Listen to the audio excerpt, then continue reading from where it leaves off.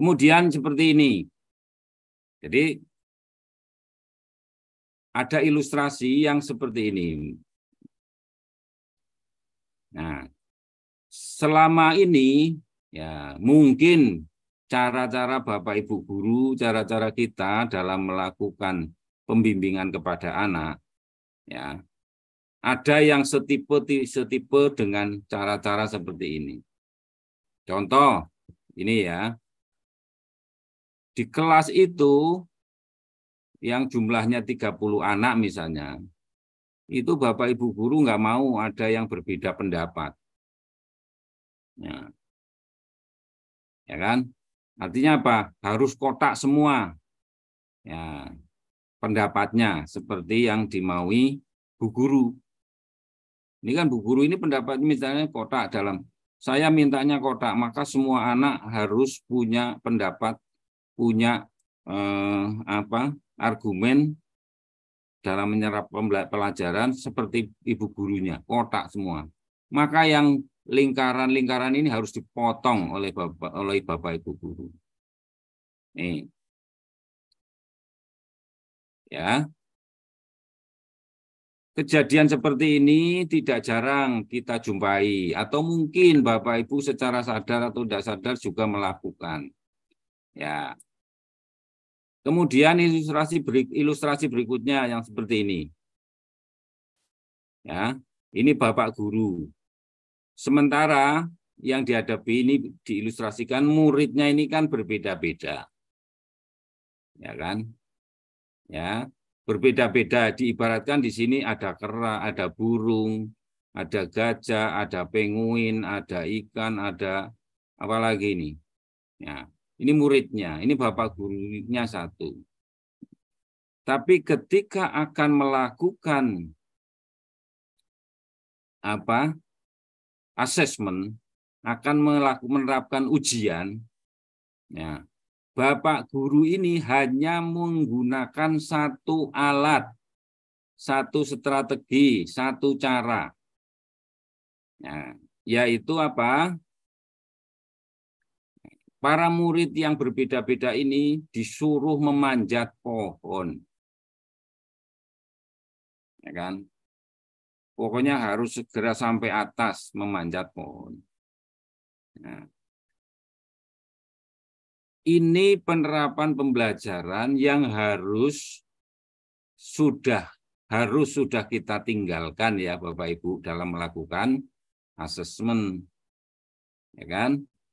Jelas-jelas Bapak guru tahu muridnya berbeda-beda, tetapi ketika melakukan ujian, melakukan asesmen, hanya menggunakan satu strategi, satu teknik, dan satu instrumen. Nah, kok bisa begitu? Iya. Ya, mudah-mudahan Bapak Ibu guru yang ada di ruang Zoom ini tidak seperti itu. Sadar betul bahwa muridnya yang 36 anak atau 35 anak itu kondisinya berbeda-beda. Ya, maka tidak boleh dianggap atau diterapkan strategi yang sama, baik itu teknik maupun alat. Nah, pikirannya kenapa? Kalau ditanya, kenapa Bapak Ibu guru kok yang diilustrasikan ini ya menerapkan seperti ini misalnya. Sudahlah, saya nggak mau lihat yang beda-beda itu, pokoknya Bapak Ibu guru saya ingin menerapkan caranya seperti ini. Satu, ya. Entah itu dengan menulis tadi, entah itu dengan pidato saja. Nah, nanti yang biasa menulis dia akan stres. Kalau kita terapkan dengan cara menulis, asesmennya yang orator, yang pandai pidato akan stres. Nah, ini sama juga seperti ini. Ya. Nah, mungkin kemudian jawabannya, sudahlah biar gampang. Saya mengelolanya, saya mengolahnya, hasil nilainya juga mudah. Karena apa? Karena nanti akan kita buat ranking misalnya. Ranking 1, ranking 2, ranking 3. Dengan itu. Nah, semata-mata ingin menuju hasil perankingan dan cara mengolah yang cepat oleh Bapak Ibu guru misalnya. Nah, Ilustrasi ini menggambarkan bahwa kita di kurikulum Merdeka ini ya sudah harus jauh dalam penerapannya harus jauh dari ilustrasi ini ya Bapak Ibu guru ya. Artinya apa? Bapak Ibu guru diharapkan kenal betul perbedaan masing-masing siswa.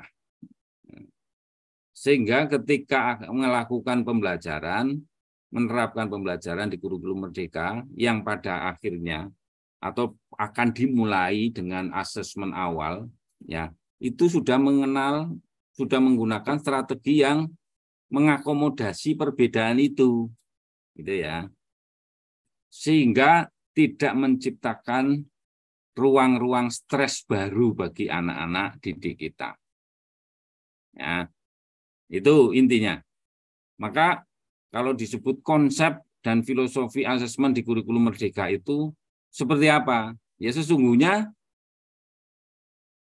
penerapannya jauhi ya cara-cara yang ada di dalam ilustrasi ini, yang gitu. Hindari dan jauhi cara-cara menerapkan asesmen seperti yang diilustrasikan ini. Ya, itu yang diharapkan dan itu menjadi semangatnya kurikulum Merdeka. Maka kenapa atau di mana sih penerapan bagaimana kita mengakomodasi perbedaan itu di dalam menerapkan asesmen?